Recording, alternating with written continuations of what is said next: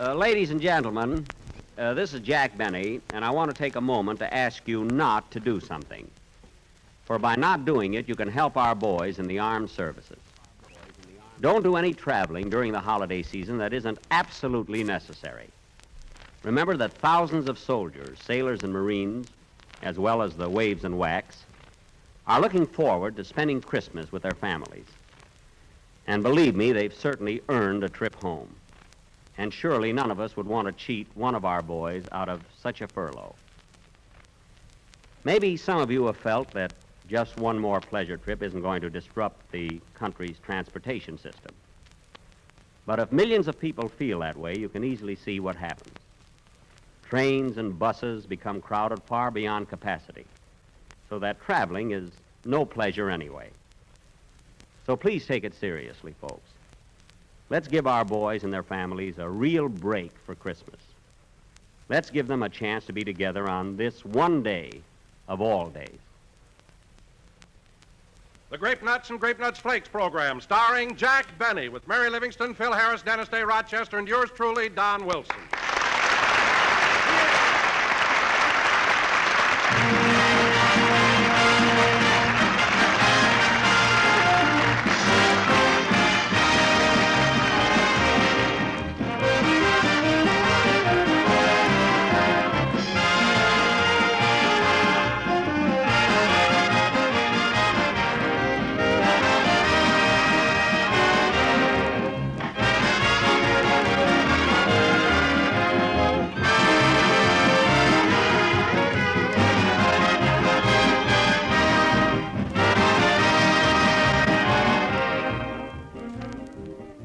Something old, something new. That's the story of Grape Nuts for you. Yes, way back in the days when Wait Till the Sun Shines, Nellie, was the song of the day, the talk of the day was the sensational new breakfast cereal, Grape Nuts. Well, Grape Nuts is still a leading American favorite, and one taste of that distinctive malty-rich flavor tells you why. But today you can enjoy that one delicious flavor in two delicious forms. Grape Nuts, crisp, crunchy kernels, Grape Nuts Flakes, tempting, toasty brown flakes.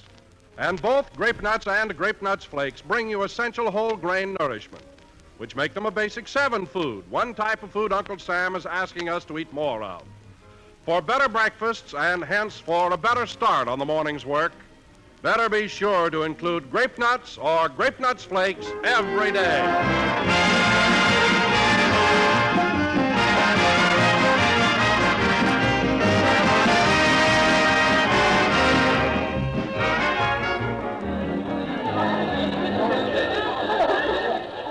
Tickets? Have your tickets ready, please. Step along. The broadcast has already started. Hey, mister, is this the Gildersleeve program? No.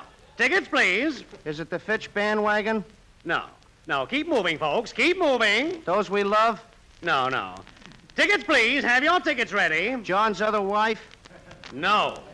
Is it Inner Sanctum? No, but you're getting warm. Tickets, please. Hey, look, buddy, what show is this? This is the Jack Benny program. Oh, the Jack Benny program. Yeah. Who's on it? Jack Benny, Mary Livingston, Phil Harris, Dennis Day, Rochester, and yours truly, Don Wilson. Oh. Well, are you going in? Well, I don't know. Let's see. Jack Benny, Mary Livingston, Phil Harris. Look, Bud, you're blocking the door. Will you make up your mind? That's what I say. Either go in or stay out. Tickets, please. Where's your ticket, lady? I don't need a ticket. I'm Dennis Day's mother. Oh. Anyway, I don't care about the show. I'm here on business. All right, Mrs. Day, go right through. Thank you. Do you work for Mr. Benny, too? No, ma'am. I work for NBC. Well, you're lucky. You'll find a seat right down front, Mrs. Day. Dennis has been on his show 5 years, and Mr. Benny hasn't given him a raise since he started. Yeah, I don't know anything about that, Mrs. He Day. pays Dennis $35, and because his song only runs 2 minutes, he tells him he's making $17.50 a minute, which, according to Mr. Benny, amounts to $186,000 a week. Mrs. Day, you're holding up the line. Why, he's so cheap, he sharpens his pencil in front of his fireplace so the wood won't go to waste.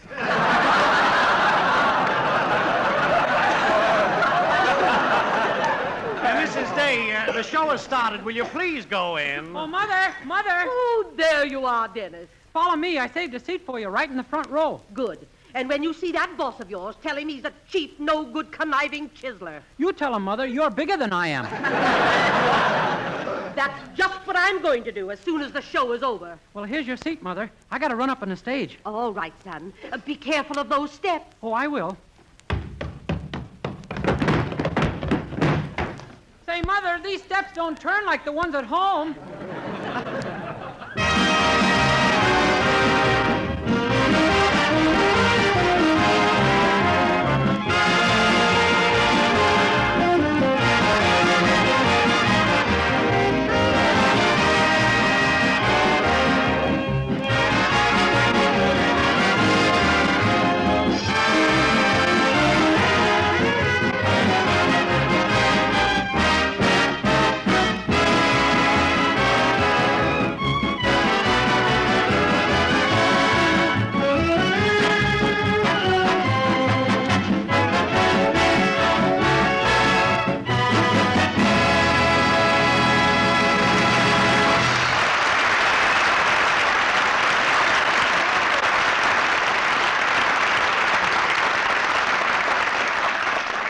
That was Hindustan, played by the orchestra. Ladies and gentlemen, in the past 3 weeks, 2 of the most important conferences in world history have been held. One in Cairo and one in Tehran. So tonight we bring you a man who has recently been to both places. Not Roosevelt, not Churchill, not Stalin, not Chiang Kai-shek. I won't mean a thing after those names. But here he is in person, the one and lonely Jack Benny.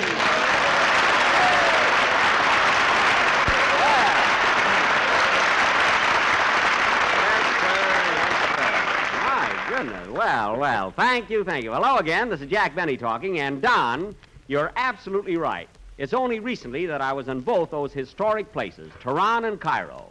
Cairo, Egypt. Ah, that must have been thrilling. Oh, it was, Don. Just think, I, little Jack Benny, rode through the same streets that Roosevelt did, went into the same hotel where Roosevelt went, passed the same doorman that Roosevelt tipped.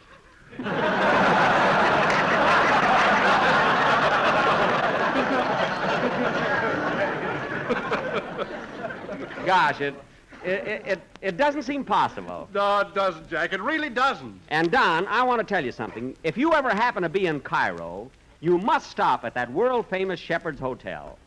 What a place with its beautiful Egyptian architecture, its spacious gardens, and its front terrace where you meet the cream of international diplomacy. Gosh. I'll admit, Don, that Shepherd's Hotel is expensive, but it's an experience you'll never forget. Oh, I can imagine. How long did you stay at that hotel, Jack? Well, I didn't live there, Don.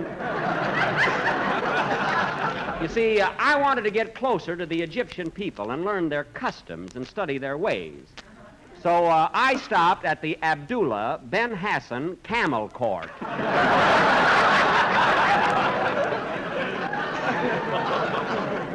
It's in the heart of the desert. Oh, that must have been fun and interesting, too, sleeping right out on the desert. Oh, it was, Don. But sometimes you wake up in the middle of the night and you see the strangest things.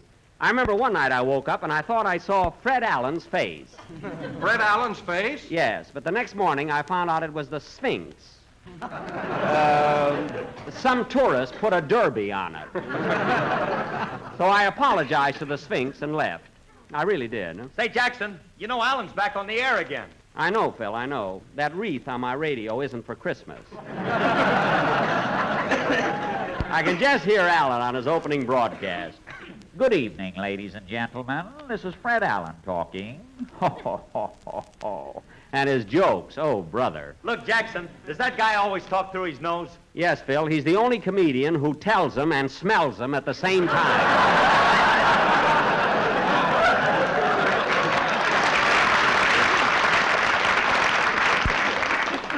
Anyway, let's not discuss that zombie, you know? Well, Jack, I know you're not particularly chummy with Fred Allen, but in my opinion, he's not only a natural wit, but one of the finest comedians in radio. Thank you, Don. And now, ladies and...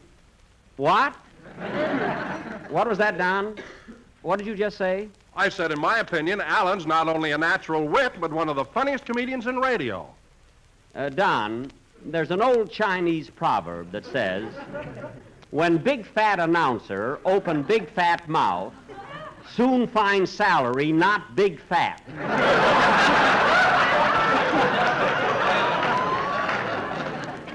Just be glad you've got a job. Ah, Jackson, you're just like a barking dog that don't bite. Huh? Every time Don opens his mouth, you threaten to fire him, but you haven't got the nerve to do it. Phil, this doesn't... Where's your courage? Let's see you fire Don. Go ahead, fire him. Phil, I don't want to lose my job. Please. Don't worry, he can't bluff me. Go ahead, Jackson, fire him, fire All right, Phil, if you feel that way about it. him. I do feel that way about it. Phil, for heaven's sakes, I don't want to get fired. Now, please stop. What kind of a guy do you think I am? I ain't gonna back down now. Now, look, Phil, if you don't cut this out, I'm going to fire you. Fire me? Yes, you. We're talking about Don. What are you dragging me into this for? Now, wait a minute, fellas, wait a minute. I'm not going to fire anybody. I like Don. I just don't want him to mention Alan's name, that's all.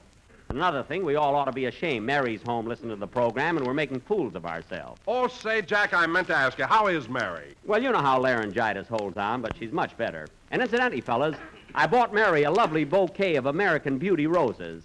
I sent it to her yesterday. Well, that was thoughtful of you, Jack. Is she allowed to go out of the house yet? The flowers I bought were gorgeous. I mean, they had those long... Is Mary allowed to go out of the house yet? You know, they had those long stems. They're very expensive. Jack, is Mary allowed to go out You of know, the those roses that are so hard to get now. I really... All right. How much is our share?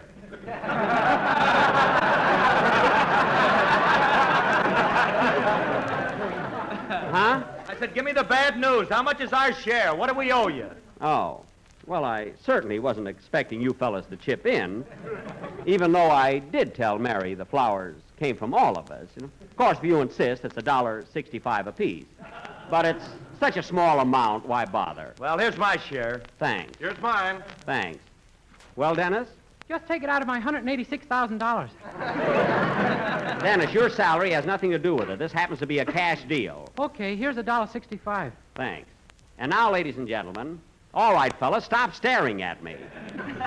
After all, when Barbara Stanwyck was on our show 2 weeks ago, I gave her a corsage, and I didn't ask you guys to chip in. You didn't have to. You charged it to Robert Taylor. Well, certainly, there's nothing sneaky about me. When I send flowers to another man's wife, I want him to know about it.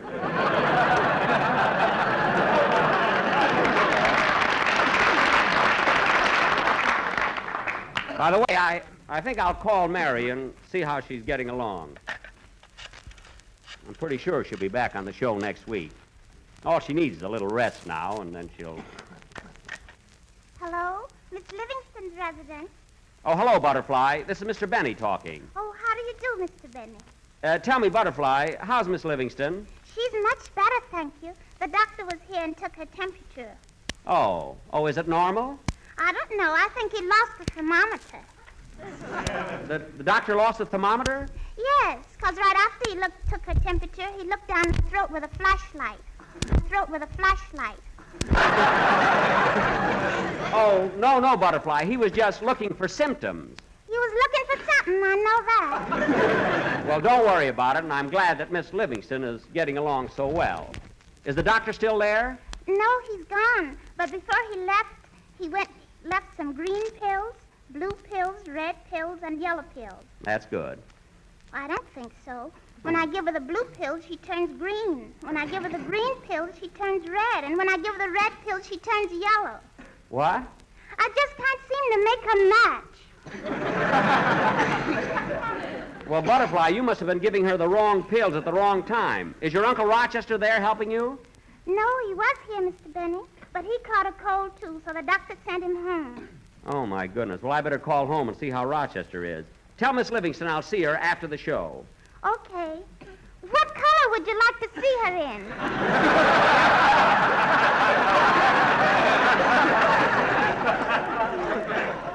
No color, and don't give her any more of those pills. Goodbye. Goodbye.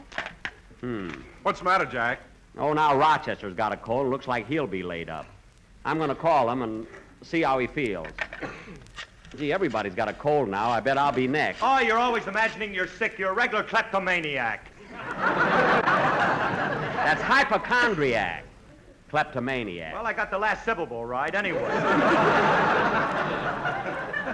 Yeah, you got the last syllable, yeah. I wonder what's taking Rochester so long. Hello?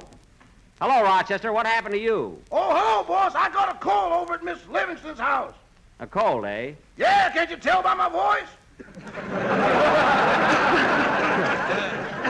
Yes, you do sound a little hoarse. What are you taking for it, Rochester? Oh, the usual thing. Well, well, how do you feel? Fine, I can hardly walk.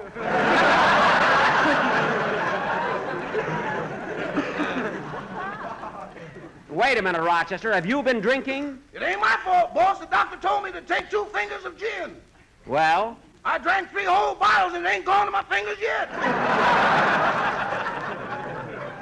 Rochester. But my elbow's feeling happy. Your elbow? The joint's jumping. Rochester, if the doctor sent you home with a cold, why didn't he give you something for it? He did. He gave me some of Miss Livingston's pills. Blue ones, green ones, yellow ones, and red ones. Well, did you take them? I took them all at once. And say, boss, when you come home, Yes. if you see a Scotch plaid rug on the floor, don't step on it. That's me.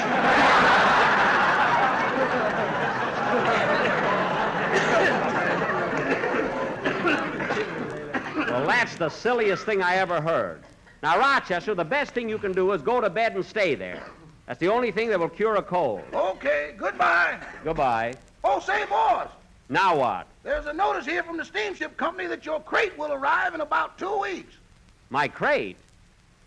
Oh, that's that camel I sent from Egypt. A camel? Yes, Is that one of them things with a yo-yo spine? that's it. But, boss, what do you want with a camel?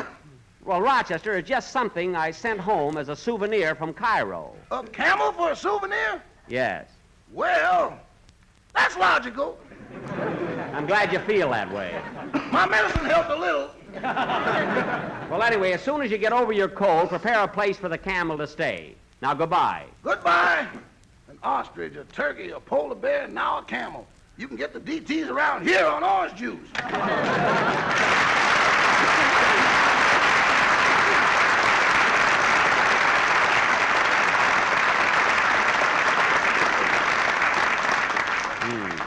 Now, Rochester's got a cold. My camel's coming in. Oh, well. Let's have your song, Dennis. Okay, Mr. Benny. I'm glad Mary's feeling better anyway. Be good to have her back.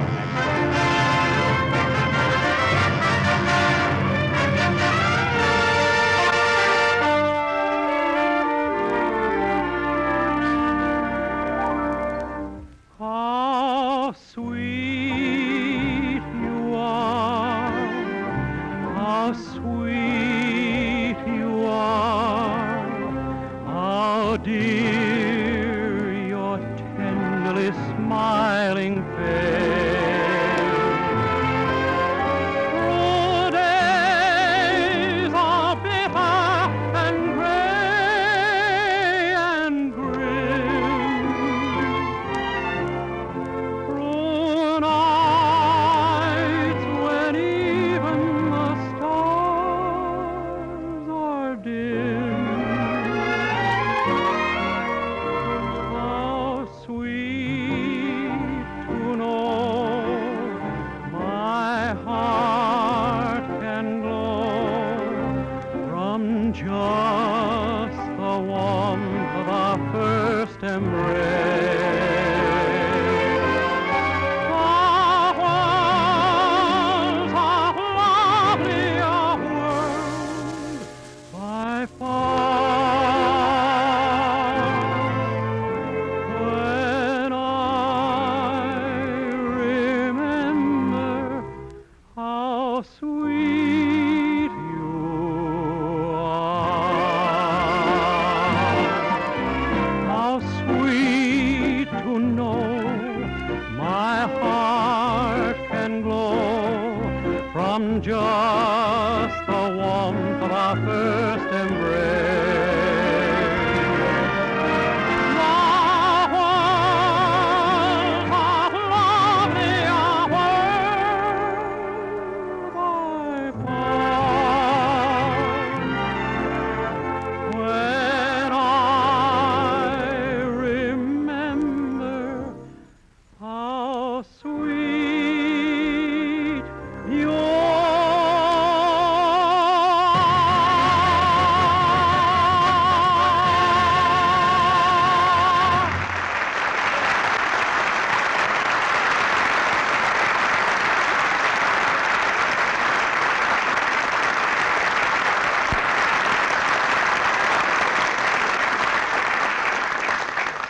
that was How Sweet You Are, sung by Dennis Day. And very good, Dennis. That song was beautiful, and you were an excellent voice. Thanks, Mr. Benny. I really mean it. Every week you sing better and better. Then why don't you give him a raise?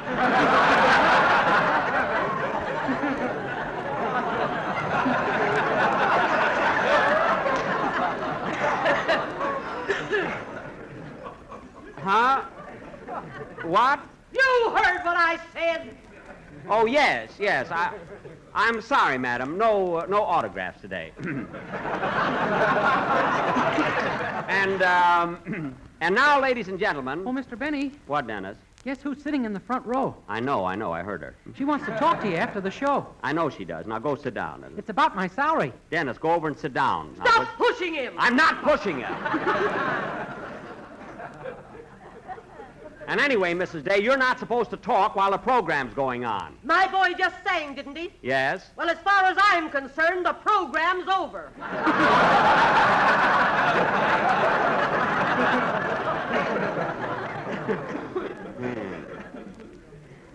Of all the nerve. And now, ladies and gentlemen. Shut up!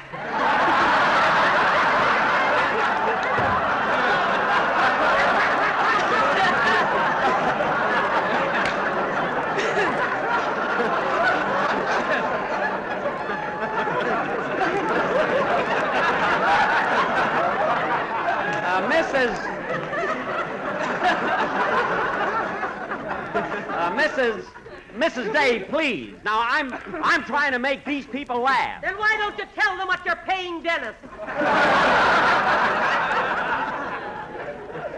Now, Mrs. Day, if you don't stop... Let her talk. Speech.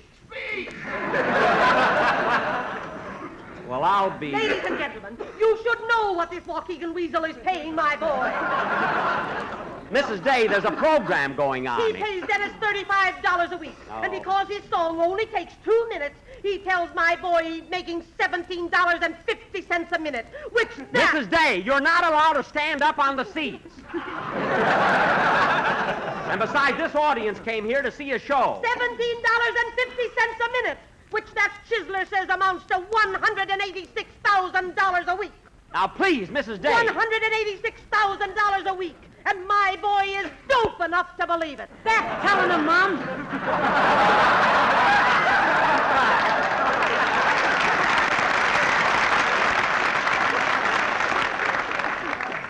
Now, Dennis, you stay out of this. And I hate to say it, kid, but I'll have to find some way to keep your mother quiet. If you do, my father'll be interested.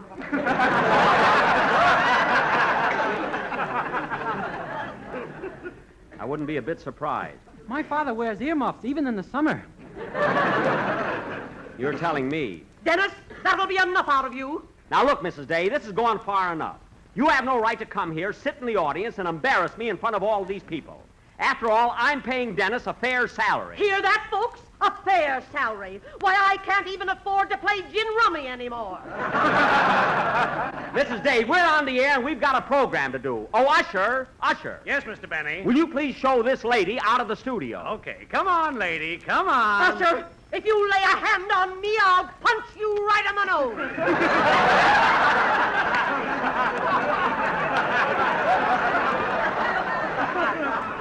What? You hit a man in uniform?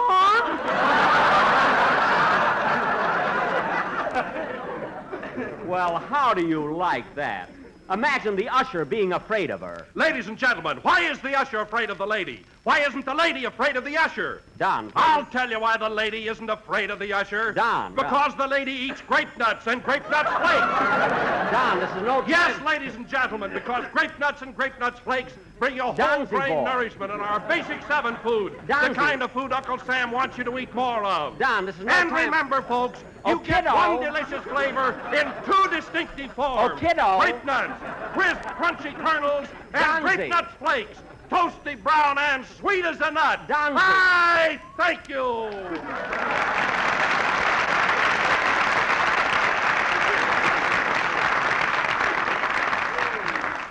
Well, thanks, Don. Anyway, that put an end to this awful argument. Now, where were we? So mixed up, I don't know where I'm at. I don't know why everybody thinks I'm taking advantage of Dennis. Now, Don, we've been together a long time. You know I wouldn't hurt the kid. Oh, of course not, Jack. In fact, I look after him. I watch out for him. And why shouldn't I?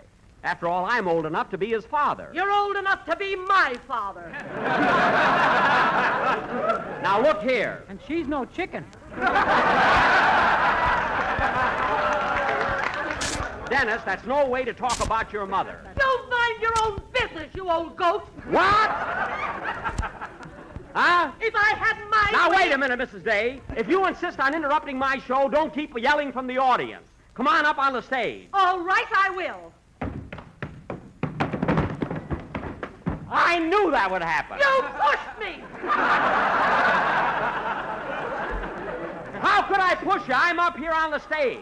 I wouldn't trust you as far as I'm going to throw you. That's telling her, Mom. Now, look, Mrs. Day, you came here looking for trouble, and if that's what you want, you're going to get it. That's telling her, Mr. Benny. All I came here for was to get my son a raise. That's telling her, Mom. Your son will get a raise when I think he deserves it, and not a week sooner. That's telling her, Mr. Benny. I don't know why all these things happen to me. That's telling her, Mr. Benny. I hire people. I sign them to legitimate 20-year contracts. Ah, shut up. And all I have is trouble, trouble, trouble. If I hear one more word about money or raises or salary from anybody, I'm going to talk to my client and find out